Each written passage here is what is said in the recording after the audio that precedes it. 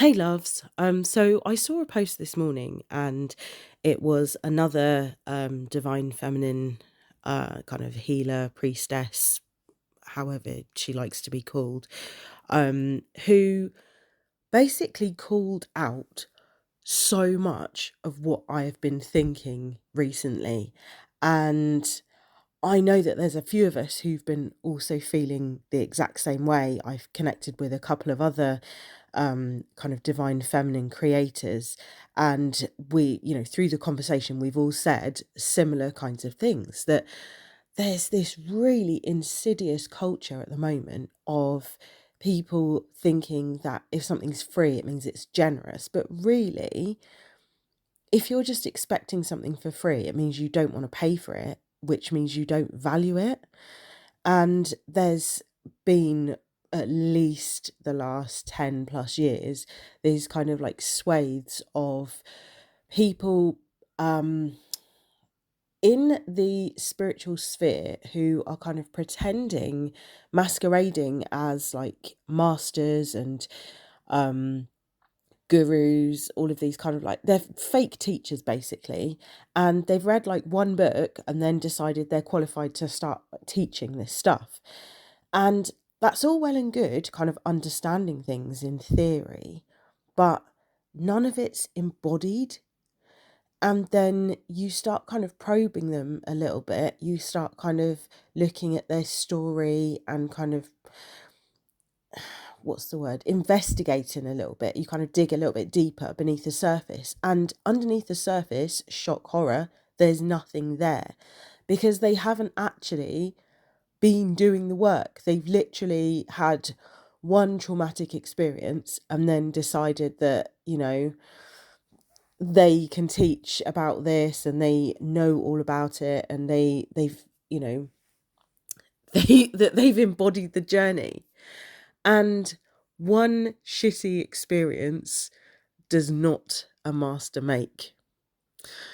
And I know I sound a little bit sour, but I feel really strongly about this.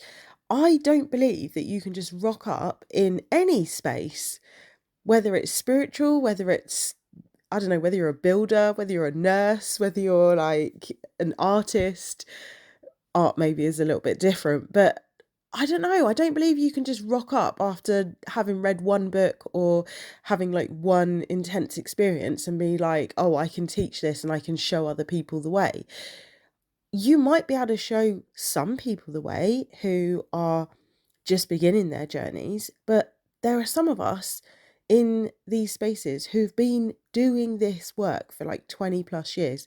I was always that weird kid anyway, but the one that like sees things and hears things, and adults go, oh no, you're just imagining that, and then years later you find out that actually no, you weren't imagining it, and there was something there. That's a story for another time. But I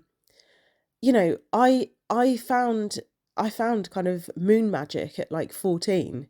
Like I started teaching myself tarot at 16, and I absolutely believe these are skills you can teach yourself.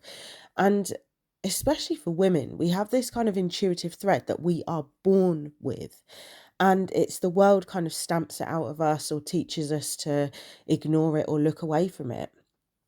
But I do feel like there are certain rites of passage that you just have to go through that qualify you. And I'm not talking about on paper qualifications or like, going and doing courses and things. And all of those have their place. They absolutely do. I was a Reiki master teacher for many years, and I do understand the importance and the weight of studying something and then being certified to do that thing. So I'm not kind of disparaging that at all. But what I am saying is that there are certain experiences that are rites of passage. For example, you cannot talk about motherhood from any depth of experience unless you are a mother or have been a mother. You are not qualified to talk about healing if you've never had to heal. If you're just, talking from theory and you haven't done the practice, You are not qualified. And I know that might sound controversial. As I said, it might sound a bit sour, but that is just the way of it. You know, our culture does not kind of venerate grandmothers, does not kind of revere ancestors and our elders, which is such a shame, because they have so much lived experience, and we just don't value it as a culture and as a society. And I think there's something very, very wrong with that. Um, this, this whole kind of thing, this whole culture now is geared towards immediacy and now, and, press a button and it's done. And knowledge and wisdom doesn't come like that. It comes from grit. It comes from experience. It comes from time. It comes from having to literally go down into your very depths of your blood and your shit and your guts and your darkest shadow and poke around in there. What is the gold in that?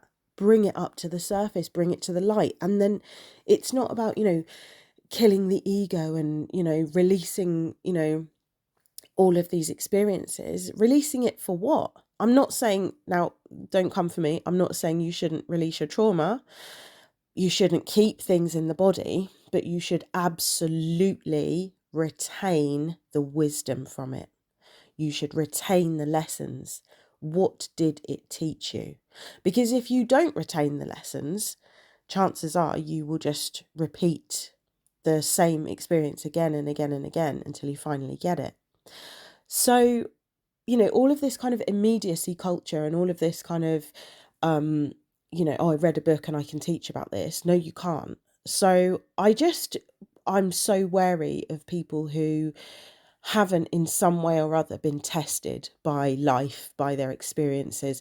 And this isn't an age thing necessarily, right? I used to get this a lot, especially when I first kind of started on, professionally on the spiritual scene.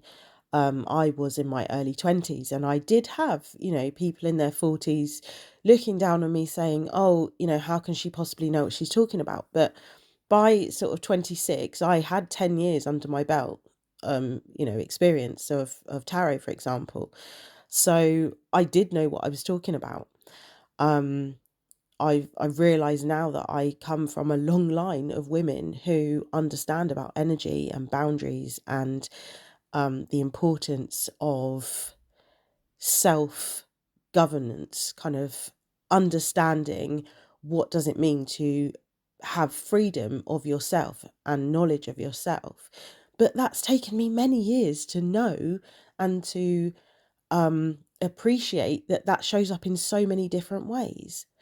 And what I'm teaching now, as opposed to what I was teaching 10 years ago, for example, is totally different, because I have now 10 years more lived experience. So I guess it's just, I mean, what do you guys think? I guess for me, it's just, I just really resonated with that message of that, not everything can come immediately, basically. So again, thanks for listening, and I'll see you soon.